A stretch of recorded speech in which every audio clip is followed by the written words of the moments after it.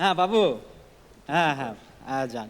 আমি কারো দিকে তাকাই না, বিশ্বাস করো, কারো দিকে তাকাই না। রাস্তায় 80 বছরের বৃদ্ধ মহিলা দিছি, তার দিকেও তাকাই না আমি।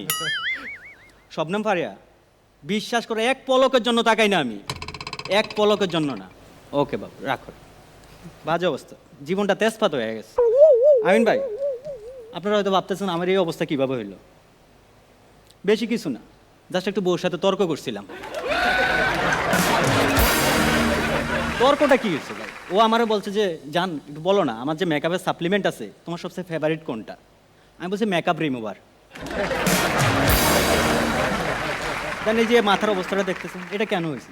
ও আমারে বলছে রাত্র 2টা, আমার বলতেছে কাপড় কাচতে। আমি কো অসম্ভব, এটা আমি পারবো না। আমি প্রথমে তোমার পা টিপবো, দেন কাপড় কাচবো। ভাই নির্যাতন, প্রচুর নির্যাতন। এখন ভাবছি যে এটা আমি একটা বিচারের ব্যবস্থা করতে হবে। আমি সালিশের কাছে গেলাম, যা বলছি মাতাব্বর সাহেব বাইরে আসেন, বিচার আছে। মাতাব্বর সাহেব দেখি যে উনি হুইল চেয়ারে আসতেছে। মাতাব্বর সাহেব কি অবস্থা, আপনার এই অবস্থা কেন? বাবা বেশি কিছু না, একটু বউর সাথে তর্ক করছিলাম।